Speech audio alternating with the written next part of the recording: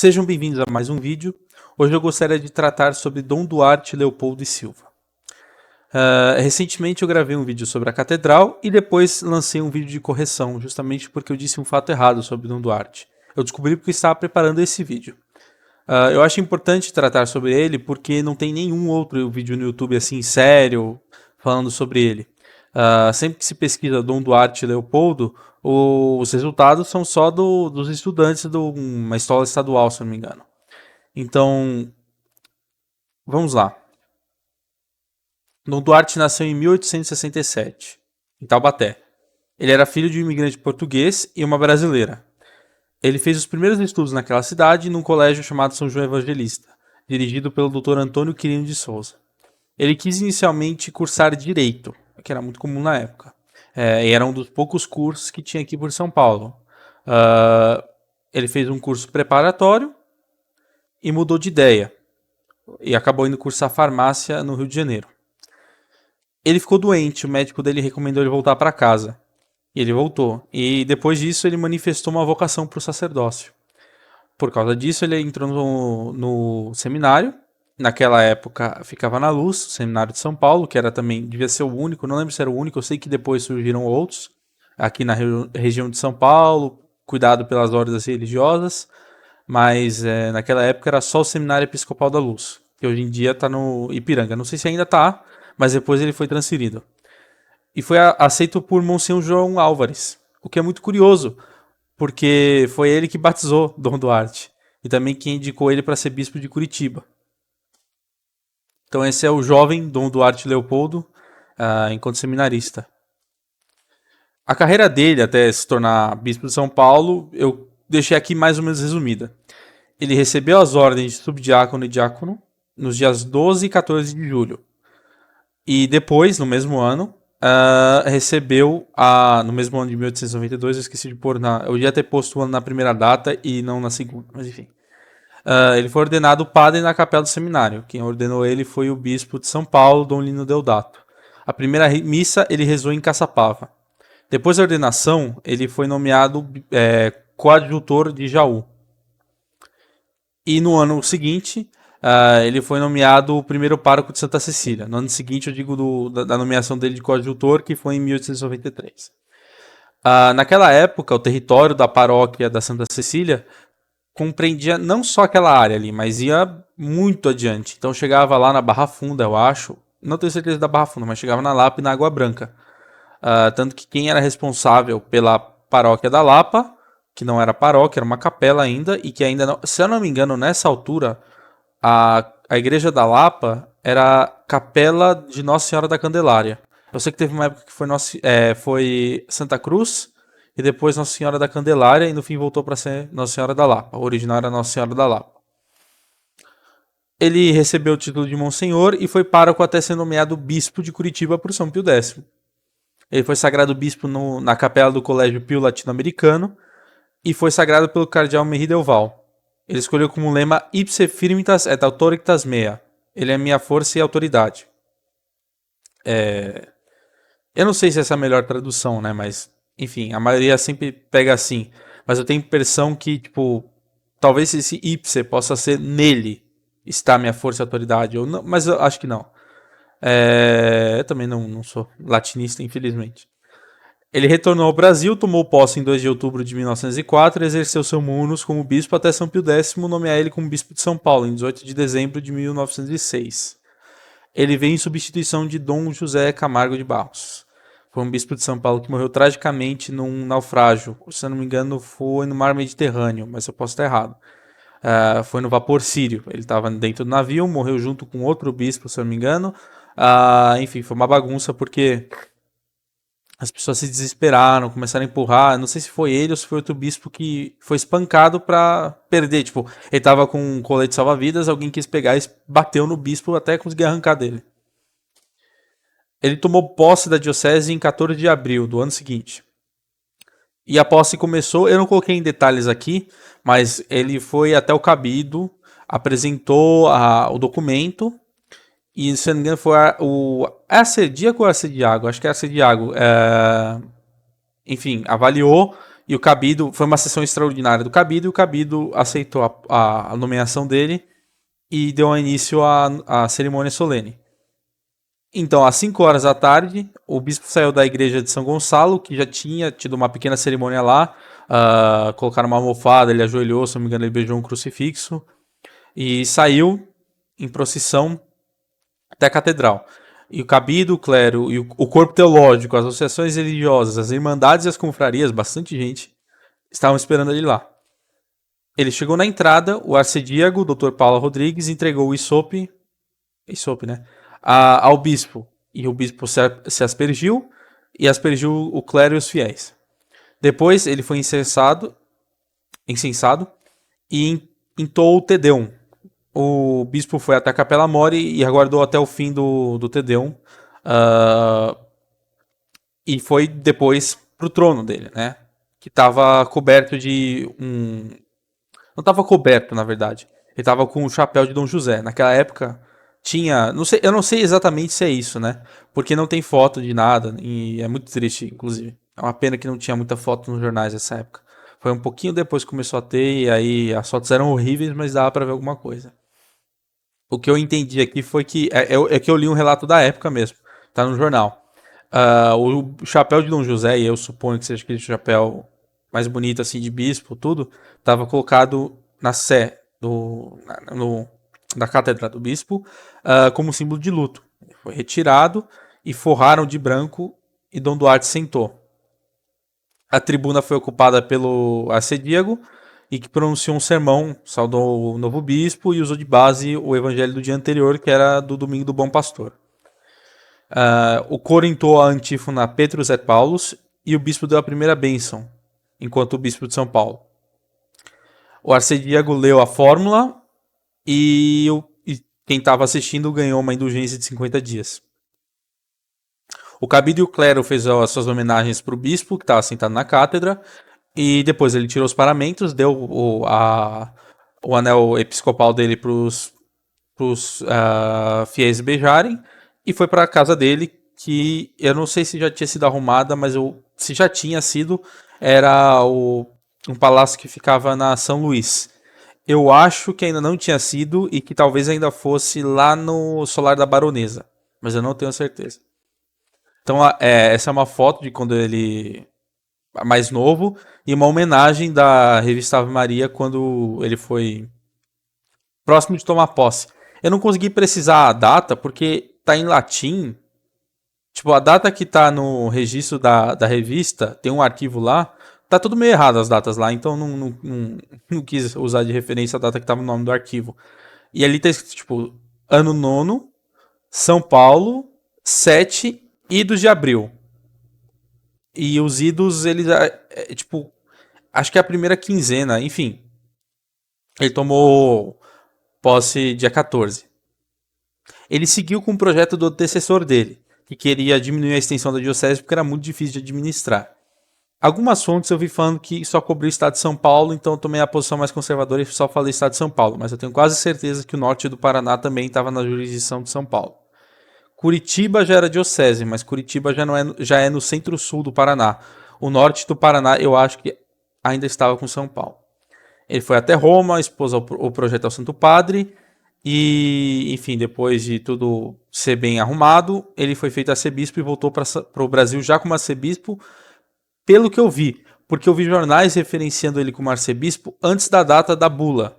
Então não sei se ele recebeu o título, o Papa deu, ele voltou, todo mundo anunciou, só que ficou aguardando uma formalização, assim, tipo um documento, tudo escrito certinho, para falar qual que é seu território da arquidiocese, das dioceses novas, enfim. E aí São Pio X, na verdade, eu fui fuçar depois nos jornais, e parece que na verdade não, né? Eu fui fuçar, eu achei um rascunho dessa bula. E ele foi dado em Petrópolis, da Nunciatura. Então o que me leva a crer? Que a Nunciatura escreveu em nome do Papa, e aí esse documento não está nas atas da Santa Sé. Não, é nas atas da Sé Apostólica. É porque tem duas, né? Até São Pio X era um nome, e depois ele reformou e virou outro. Mas enfim, de um jeito ou de outro. Não está na Acte Sancte Sede Sancte Sedis, nem no Acta Apostolicae Sedis, se não me engano é esse o nome também. Que tem até hoje, só que foram mudando. Agora, antes era anual e hoje em dia é tipo trimestral, é algo assim. Eu tinha visto uma mensal, muito estranho. Então eu não achei até hoje uma versão em português que os jornais não publicaram, só mencionaram quando foram fazer a leitura do Breve Pontifício, tá escrito lá: o doutor Benedito Paulo leu o Breve Pontifício e não tem o Breve Pontifício. Então eu só achei esse rascunho em latim. Eu queria ajuda se alguém tiver, porque eu tentei entrar em contato com o arquivo da Cúria, eles não me respondem mais. Então, essa bula de 7 de junho de 1908 oficializou a arquidiocese e criou outras dioceses em volta: Taubaté, Campinas, Botucatu, São Carlos e Ribeirão Preto. O nome que se dá a esse tipo de diocese, que depende de uma arquidiocese, é sufragânea. Então, todas dependiam de um metropolita, que é o arcebispo. Metropolita geralmente se fala no Oriente, mas um metropolita é um arcebispo. Inclusive, os patriarcas são arcebispos. Eu não sei se o título de patriarca adiciona alguma coisinha a mais, mas eles são arcebispos. Eles são metropolitas. Eles têm uma igreja maior, mais importante, de que outras dependem. Mas todas dependendo de Roma. Isso só mudou isso com a revolta de Fócio, mas enfim. No caso do Oriente. A posse dele como arcebispo aconteceu em 11 de outubro de 1908. E, enfim, só uma curiosidade, nessa época não tinha data, a data de Nossa Senhora Aparecida, da festa de Nossa Senhora Aparecida, não era 12 de outubro. A CNBB decidiu isso, se não me engano, nos anos 70. Até então, a primeira data, se não me engano, era no próprio dia da Imaculada Conceição. No dia 8 de dezembro, se rezava a missa Nossa Senhora da Conceição Aparecida. E aí, se eu não me engano, depois mudou para 7 de setembro. O breve foi lido, e depois o arcediago, Dr. Paula Rodrigues, fez um sermão. Depois seguiu um Tedeum e uma exposição do Santíssimo em ação de graças. E o bispo deu a bênção do Santíssimo. Ele recebeu o palio em 29 de junho de 1909. Foi lá na Anunciatura, tem todos os jornais relatando isso. Ele foi para Petrópolis, tudo, viajou, foi, voltou, enfim. Enquanto bispo e arcebispo, ele fez muitas reformas. Dentre dessas, a principal foi a criação da arquidiocese. Mas, enfim, a cidade crescia muito. Nessa época chegavam muitos italianos, claro, outras nacionalidades, mas a maior parte eram italianos. A população da cidade foi assim. No terceiro centenário da cidade, 1854. A cidade tinha tipo 20 mil habitantes, 30 mil habitantes. Eu acho que São Luís do Maranhão tinha uma população maior que São Paulo. Nessa época. Que tinha uma população maior, eu tenho certeza. Só que depois São Paulo passou. Só não sei se isso foi depois de 1854. Menos de 100 anos depois, a população já era 2 milhões. Porque, tipo, do quarto centenário, a população de São Paulo já bateu 2 milhões. Só que a maior parte desse crescimento não foi em 100 anos, foi em 80. Acho que até hoje, São Paulo guarda esse título de ser a cidade que cresceu no mundo em menos tempo. A cidade que mais cresceu no mundo em menos tempo. Assim, tipo, ter sido uma explosão populacional gigantesca em pouquíssimo tempo, assim. A cidade... eu tinha visto um dado, até ficou estampado nas revistas, né? E ficou exposto fizeram uma exposiçãozinha assim lá no pátio do colégio. Os jornais mostrando, acho que... Não lembro quantos por cento que cresceu a população de São Paulo. Mas, basicamente... Foram. Não sei quantas vezes. É que assim, foi de 30 mil para 2 milhões. Sabe? É uma coisa muito absurda. Mas enfim. Ele teve que lidar com tudo isso. Então, ao mesmo tempo, chegaram italianos que eram católicos, mas juntos vieram alguns italianos anarquistas, outros fascistas. Tinha fascista que era católico. Não estou falando que é compatível o catolicismo com o fascismo.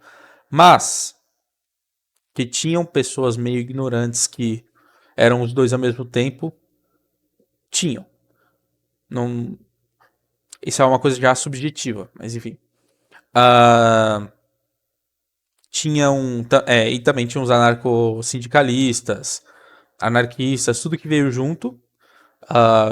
Algumas pessoas de mentalidade anticlerical, algumas tipo mais restrita, os fascistas eram mais assim, outros mais aberta, que nem os arce, os arqui, arqui não, anarco-sindicalistas, eu confundi.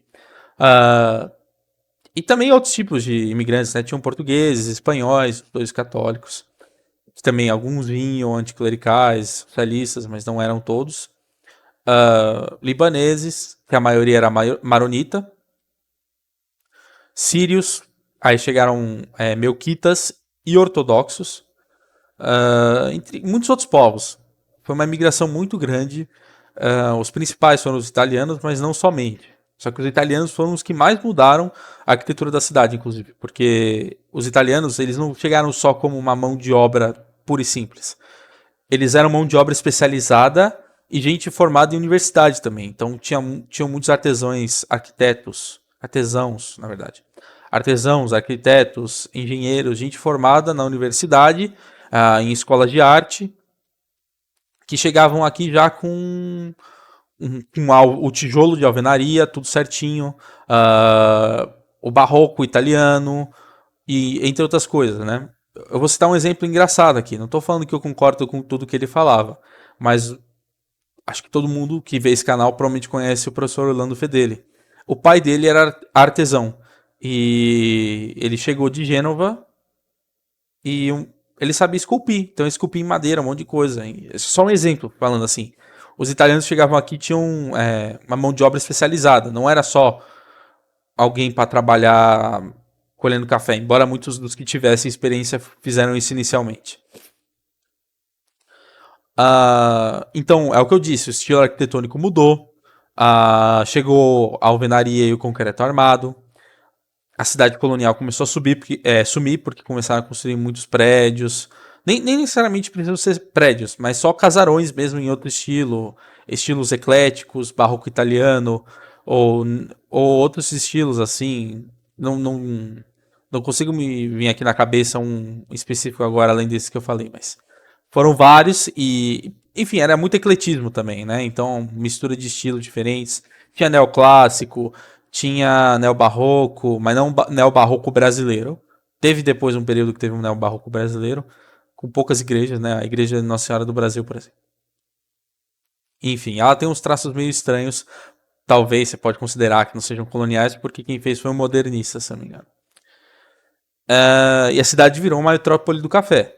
Antes era o Hernani Silva Bruno dá uns nomes engraçados, assim, mas que são verdadeiros, né? Eu vou até olhar aqui, porque o livro tá aqui em cima. Arraial de Sertanistas, que é o período inicial de São Paulo, até as bandeiras trazerem riquezas. Aí virou um burgo de estudantes, porque tinha muita gente que vinha do litoral para fazer faculdade aqui, na Faculdade de Direito, que só tinha 2 faculdades de Direito aqui no Brasil. E depois virou uma metrópole do café e a São Paulo de agora. A São Paulo de agora que ele fala não é a São Paulo de agora que eu tô aqui. Eu vou ter que inventar um novo nome para essa São Paulo de agora que ele tá lá e agora usar a São Paulo de agora para São Paulo de agora. Porque já não tem nada a ver, né? São Paulo aqui que eu tô vendo é de 54 o limite. São Paulo em 1954 é uma coisa, São Paulo em 2025 é outra. São Paulo depois dos anos 60 é outra coisa. Não é a mesma coisa do que vinha antes. Enfim. As iniciativas do governo, da diocese que ele fez, foram várias, né, de reforma. Então, primeiro, que eu já falei, a divisão da diocese. Depois, envia seminaristas para o colégio Pio Latino-Americano para estudar em Roma. Um exemplo, por exemplo, é bom. Um exemplo é o Monsenhor Bastos. Ele foi estudar em Roma, estudou no colégio Pio Latino-Americano e estudou na Universidade Gregoriana. Então ele voltou doutor. E depois virou Monsenhor. Então é Monsenhor Doutor Francisco Bastos. Ele reconstruiu as igrejas, principalmente a catedral, porque é a igreja principal, então tem que ser imponente. Das igrejas que se demoliu, tanto porque assim, são várias as razões que se demoliram igrejas, né?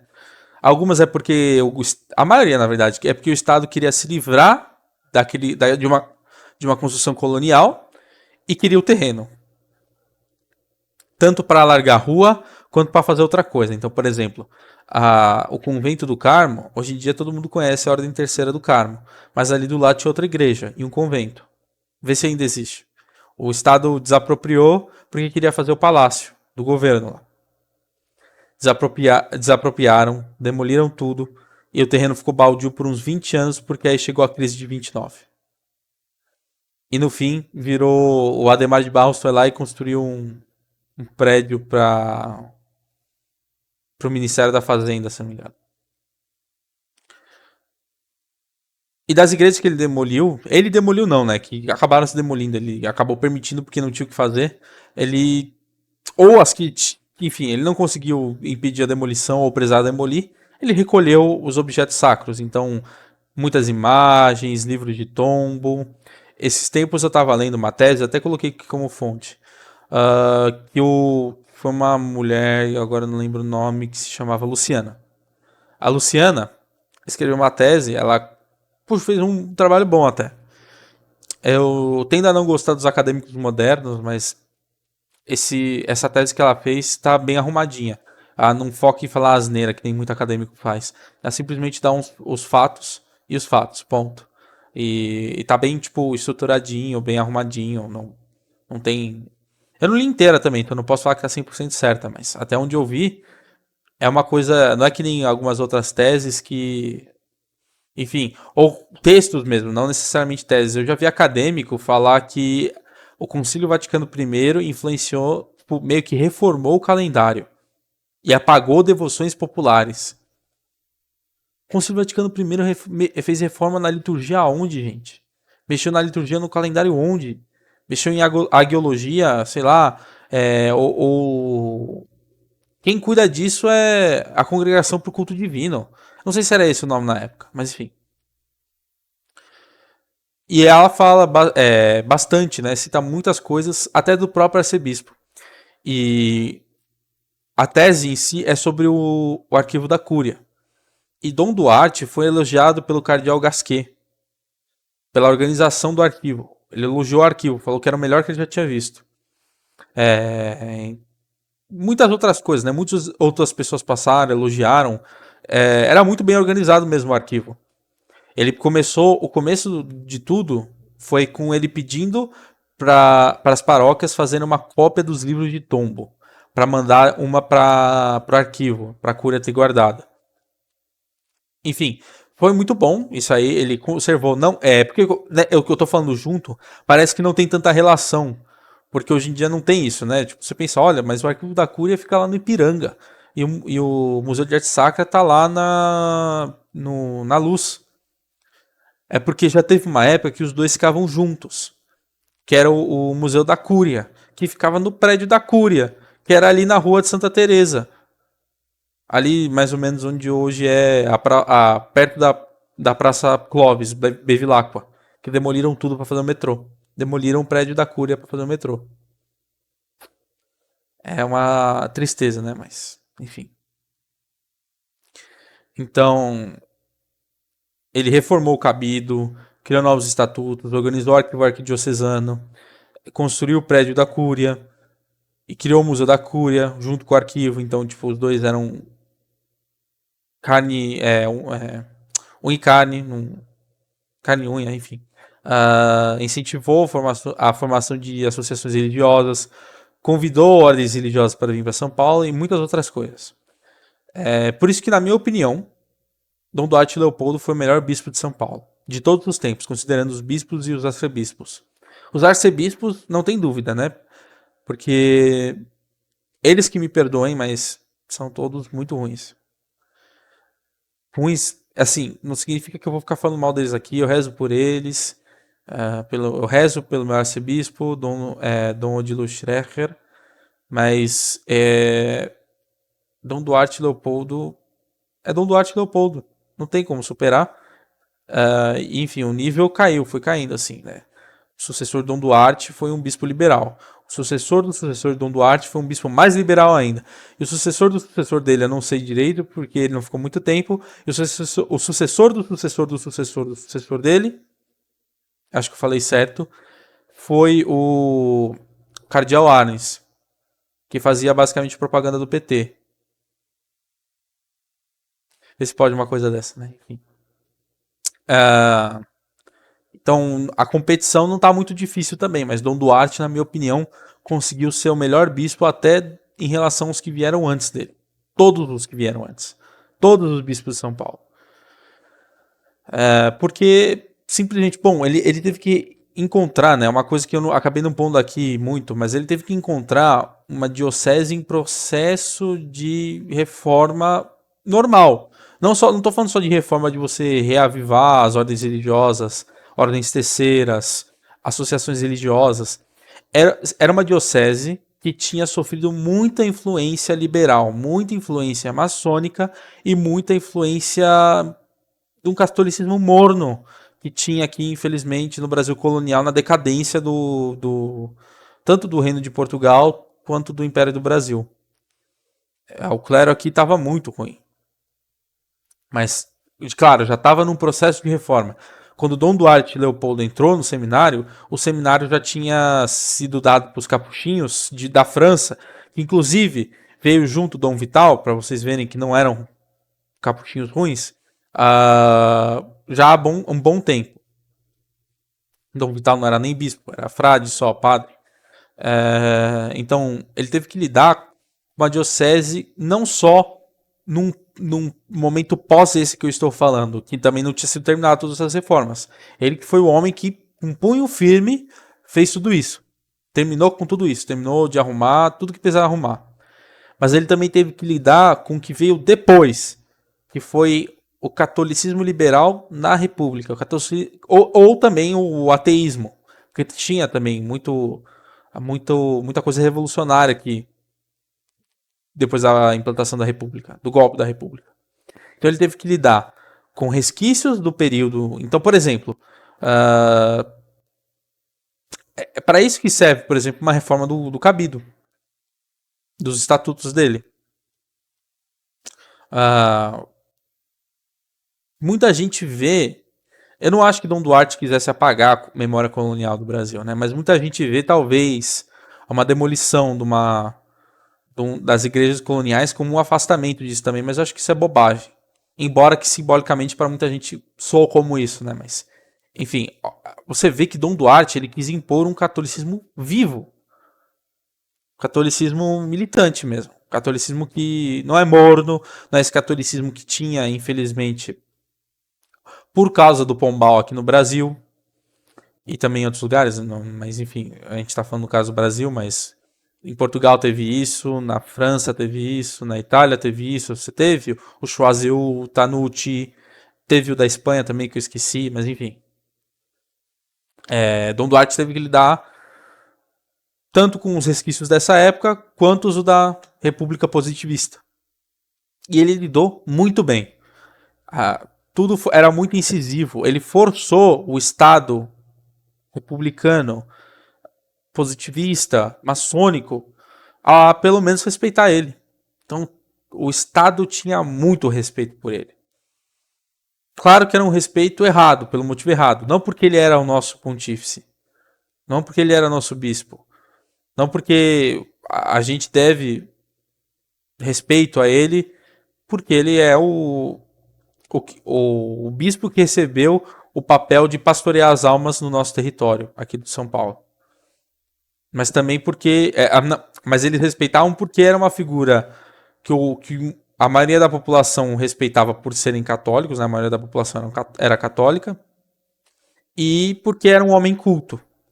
É mais ou menos como alguns liberais viam alguns clérigos muito inteligentes, né? Não enquanto clérigos, mas só como intelectuais. Mas enfim. Ele conseguiu forçar que o Estado respeitasse ele. O Adhemar de Barros foi no enterro dele. Não, nas exéquias dele e depois no enterro. Muitas outras autoridades civis tiveram também. Isso aí foi uma das coisas que Dom Duarte fez, que foi o lançamento da pedra fundamental da catedral. Então, eu sei, é o que eu disse, né? Jornal velho não tem muito o que fazer, é difícil de ver mesmo. Mas você vê que tinha um altar provisório montado ali, com uma coberturazinha, como se fosse um baldaquino gótico. o bispo rezando a missa ah, ali, junto com alguém do lado dele. Não na verdade, não é rezando a missa. É que não dá pra ver direito, mas parece que ele tá perto do altar, como se tivesse já, né? Mas embaixo uma procissão ali. Uma das coisas que Dom Duarte fez foi o Congresso Mariano de 1929. Era a ocasião dos 25 anos da coroação de Nossa Senhora Aparecida. Os bispos do Brasil inteiro foram para o santuário, inclusive o cardeal Leme, que era amigo de Dom Duarte.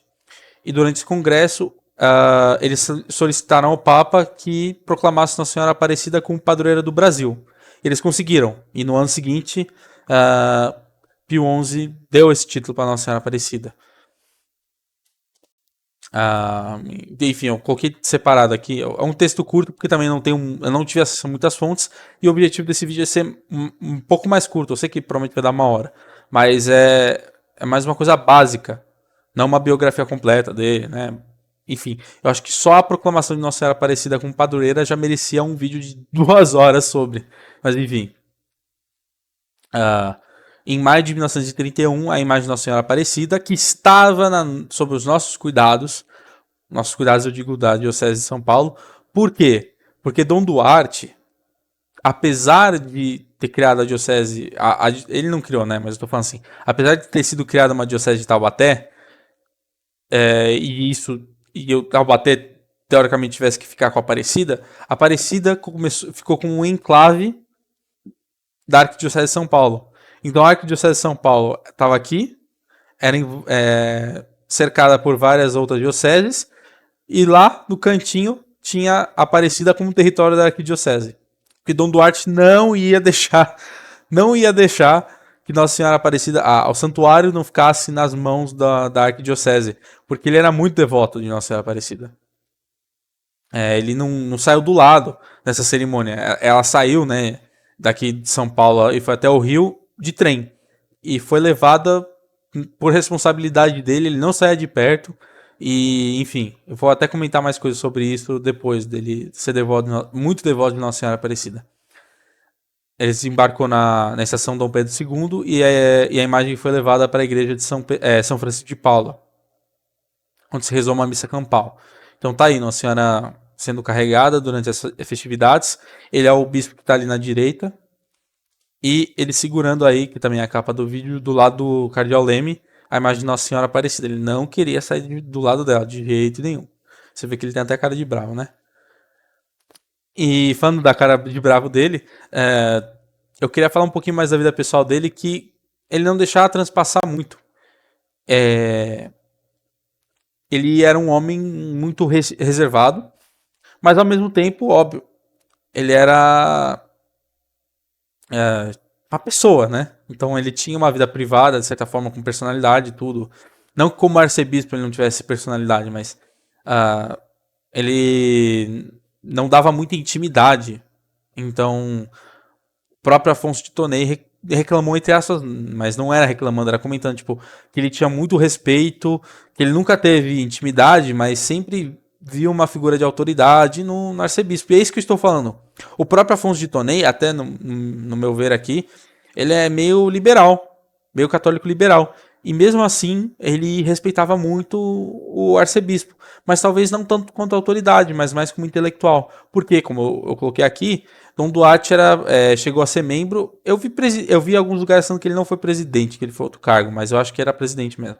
Do Instituto Histórico e Geográfico de São Paulo. Porque o tema principal que ele gostava era história. Não foi à toa que ele organizou o Arquivo da Cúria. Ele tinha muito gosto por isso.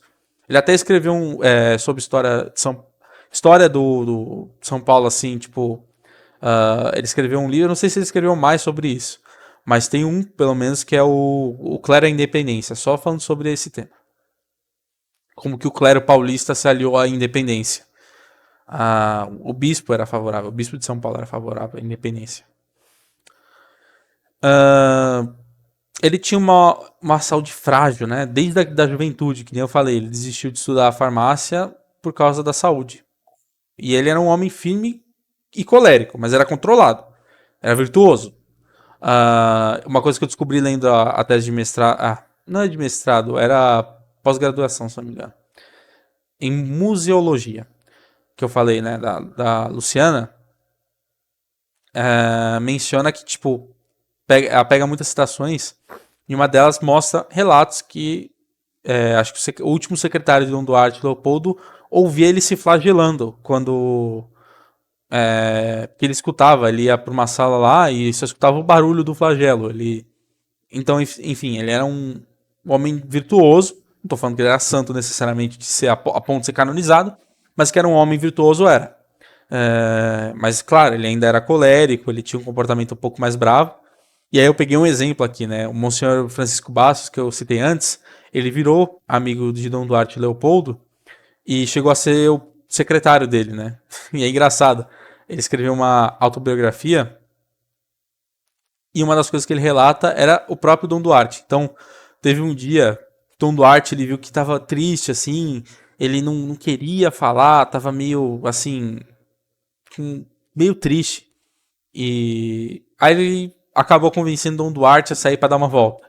Aí Dom Duarte tirou a cruz do peito, tirou a batina de bispo, colocou uma batina preta normal, comum, não normal, que normal, enfim, é comum mesmo. E foi. Eles estavam no carro e o Monsenhor, ou, nessa época ele não era Monsenhor, era só padre. E ele ficou tentando puxar o assunto para ver por que ele estava triste. E aí, de tanto falar, ele falou isso uma vez, né? Ele falou tanto, que o arcebispo ficou bravo e falou assim: foi em Roma que vós, messias, aprenderam a ser inoportunos? Não, inoportunos não, importunos. Quando estão claramente vendo que o arcebispo não deseja falar.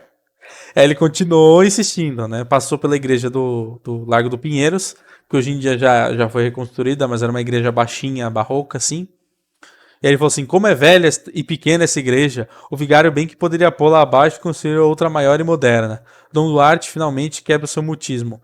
Que grande tagarela me está saindo vós messê. Não para de falar, e nem sempre é feliz em suas observações. Esta última é impertinente e inoportuna. Aí ele mudou de tática, fingiu que ficou magoado e não ficou falando. E aí depois ele descobriu. Foi um monsenhor que enfim, Dom Duarte falou que ele estava meio que se achando e não quis aceitar uma nomeação que Dom Duarte tinha dado para ele de ser o capelão da fábrica da Maria Zélia. Aí Monsenhor Francisco, que não era monsenhor ainda, era padre, eu já falei isso antes, mas eu falei de novo monsenhor. Ele aceitou. Só que aí Dom Duarte, ele já tava meio magoado, ele falou assim, eu não lembro as exatas palavras, né, mas ele falou assim: mas ninguém me aguenta.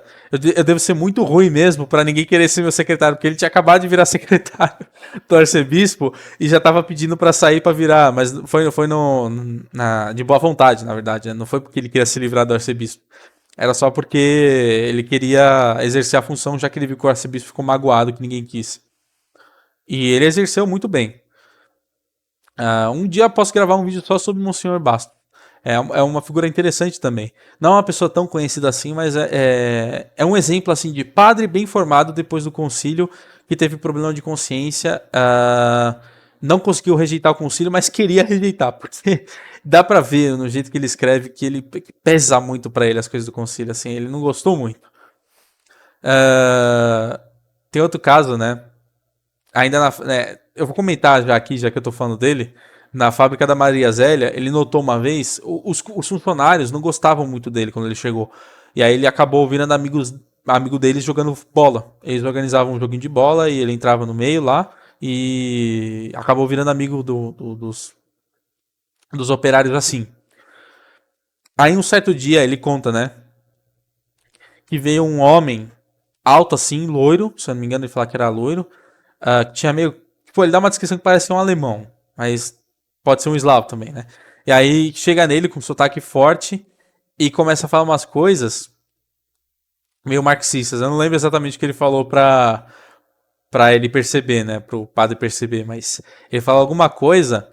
Aí o padre falou: posso notar que, na melhor das hipóteses, você é um hegeliano, para não dizer marxista. Aí ele relata, né? Não, tudo bem. Não, lembrei. Esse operário estranho aí chegou nele falando assim: não, que então eu vou apresentar para você a minha tese, você apresenta a sua antítese e nós terminamos com uma síntese.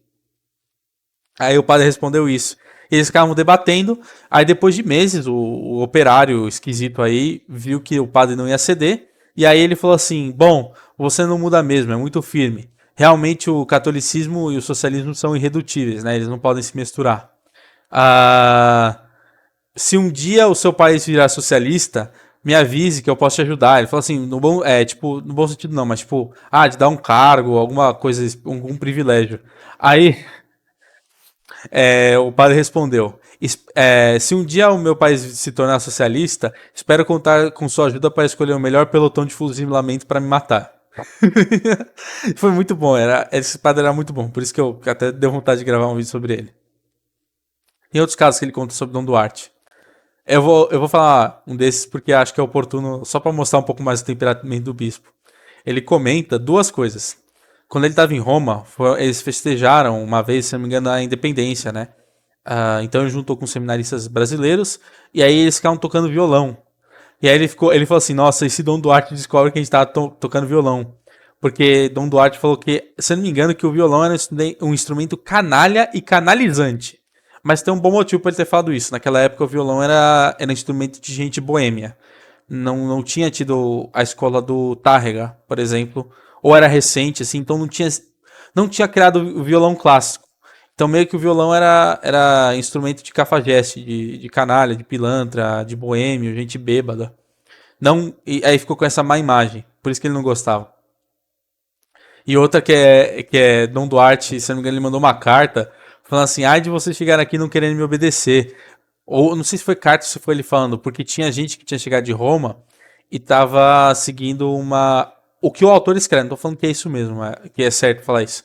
Mas ele escreve que os seminaristas estavam. Os seminaristas, que agora eram padres, estavam seguindo uma obediência paulina, só no que era razoável. Então, tipo, que a ordem da autoridade tinha que ser sujeita a um critério, assim, tipo, você saber se você pode obedecer.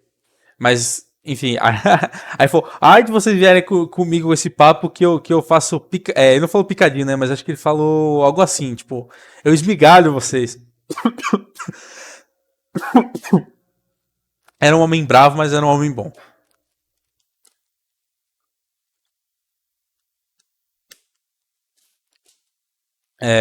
Mas enfim.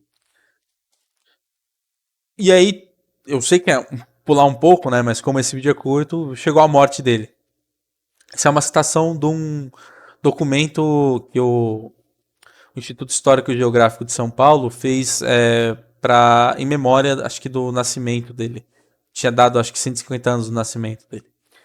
E aí chamaram várias pessoas para comentar, né? E aí um deu um relato, né? Eu não lembro quem foi. Como que ele morreu.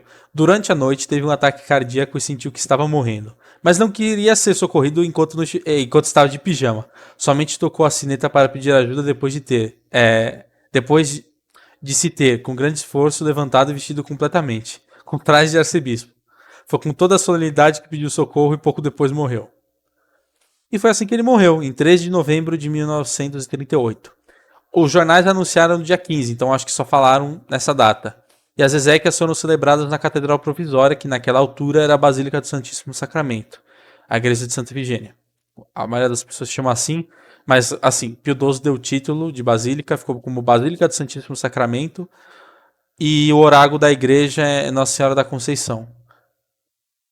Santa Efigênia e Santo Elesbão já não são os oráculos dessa igreja há uns 200 anos, mas o nome pegou. O clero, os fiéis e os chefes de Estado, todos estiveram. Chefes de Estado não, né? Os chefes civis estiveram todos presentes na cerimônia. E quando ela acabou, ele foi carregado em cortejo fúnebre até a cripta da Sé e foi enterrado. Então, essa foi a última foto dele antes de morrer. Ele é o senhorzinho sentado ali no meio. Essas são as exéquias dele. Se eu não me engano, quem rezou foi Dom José Gaspar, mas eu posso estar enganado. Uh, Esse aqui é o Cardeal Leme, durante as exéquias. Esse aqui é o Ademar de Barros e os outros representantes civis. Naquela época ele era interventor. Interventor. Já era assim. Interventor do Vargas no estado de São Paulo aqui. ele se despedindo do Cardeal Leme. E é isso. Eu acho que o vídeo ficou um pouquinho curto, entre aspas, né? Mas, como eu disse, né? Não dá pra ter tanta... Opa, bati aqui na mesa. Não dá pra ter tanta... No assunto introdutório, assim, não dá pra ter tanto detalhe. É mais pra poder não ficar faltando... É mais para que não falte no YouTube algum vídeo sobre o arcebispo. Se alguém tiver uma boa biografia dele, mesmo que seja para me recomendar, não para me mandar PDF ou me mandar uma cópia, mas só de nome mesmo, para eu conseguir comprar alguma hora ou pegar em biblioteca, sinta-se livre. Meu Telegram é Bruno, a letra D, maiúscula, Maria. Bruno D. Maria. Mas D, só a letra D, tá bom? Porque era para ser Domingos, não é o DE. E é isso. Salve Maria.